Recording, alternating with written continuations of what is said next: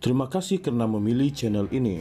Sebelum kita mulakan video ini, sila pertimbangkan untuk menekan butang like, share, dan subscribe, dan aktifkan butang lonceng Anda agar Anda sentiasa mendapat info-info percuma pada setiap hari dari channel kami. Dan tinggalkan komen Anda karena komen Anda amatlah dihargai.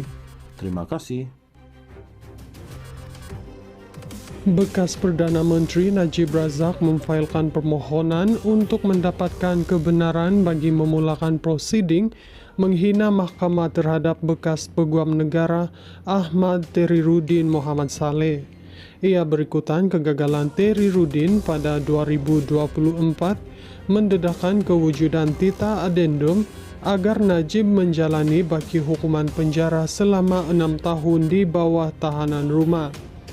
Dalam satu kenyataan, Peguam Bela Najib Muhammad Syafiq Abdullah berkata, mereka memfailkan permohonan tersebut pada Rabu lalu selepas menerima arahan daripada bekas Perdana Menteri itu.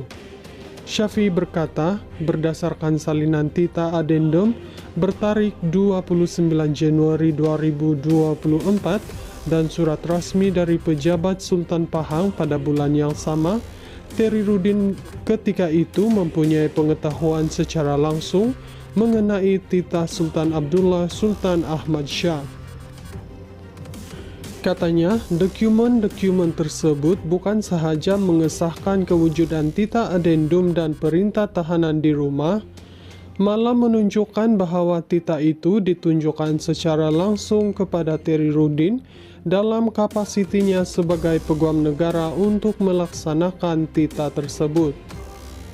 Namun kata Syafiq, Teriruddin telah mengarahkan pegawai-pegawainya supaya mengelirukan Mahkamah Tinggi yang mendengar permohonan untuk memulakan semakan kehakiman dengan menyatakan bahwa dakwaan Najib mengenai kewujudan Tita Adendum itu hanyalah satu spekulasi bersifat fishing expedition dan berasaskan keterangan dengar cakap. Anak buam kami berpendapat bahwa sebagai seorang bekas penjawat awam, bekas peguam negara mempunyai kewajiban terus terang, duty of candor kepada mahkamah, prinsip perundangan Malaysia dan antarabangsa, termasuk keputusan-keputusan terkini Mahkamah Persekutuan, jelas menyatakan bahwa kerajaan wajib mengemukakan semua fakta dan dokumen yang relevan kepada mahkamah dalam sebarang prosiding semakan kehakiman. Kegagalan sengaja untuk berbuat demikian dan menjejaskan keyakinan awam terhadap sistem keadilan dan malah merupakan satu halangan terhadap keadilan itu sendiri.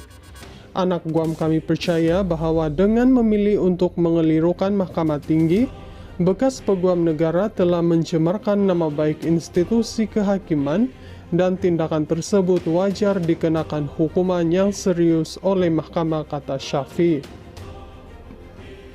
Tita Adendum yang dikeluarkan pada 29 Januari tahun lepas membenarkan Najib yang kini sedang menjalani hukuman penjara untuk menjalani baki hukumannya di bawah tahanan rumah.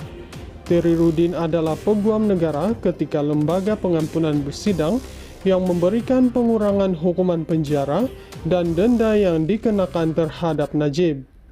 Ini digantikan oleh Dusuki Mokhtar pada November tahun lepas sebelum dilantik sebagai Hakim Mahkamah Persekutuan. Tita tambahan itu dilampirkan bersama titah diraja yang mengurangkan hukuman penjara 12 tahun dan denda Rm 210 juta yang dikenakan ke atas bekas Perdana Menteri itu kepada 6 tahun penjara dan denda Rm 50 juta.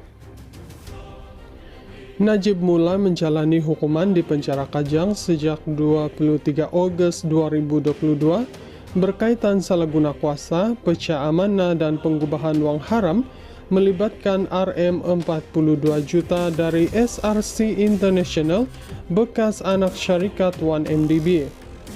Najib kini bergantung kepada kewujudan tita tambahan tersebut dalam usahanya di Mahkamah Sivil untuk memaksa Kementerian Dalam Negeri dan Jabatan Penjara melaksanakan perintah tahanan rumah. Bekas Perdana Menteri Najib Razak memfailkan permohonan untuk mendapatkan kebenaran bagi memulakan prosiding menghina mahkamah terhadap bekas Peguam Negara Ahmad Teriruddin Muhammad Saleh. Ia berikutan kegagalan Teriruddin pada 2024 mendedahkan kewujudan tita adendum agar Najib menjalani baki hukuman penjara selama 6 tahun di bawah tahanan rumah.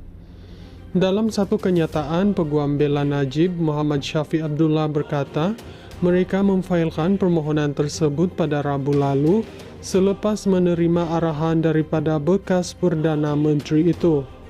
Syafiq berkata, berdasarkan salinan tita adendum bertarik 29 Januari 2024 dan surat rasmi dari pejabat Sultan Pahang pada bulan yang sama, Teriruddin ketika itu mempunyai pengetahuan secara langsung mengenai titah Sultan Abdullah Sultan Ahmad Shah. Katanya, dokumen-dokumen tersebut bukan sahaja mengesahkan kewujudan titah adendum dan perintah tahanan di rumah, malah menunjukkan bahwa titah itu ditunjukkan secara langsung kepada Teriruddin dalam kapasitinya sebagai peguam negara untuk melaksanakan titah tersebut.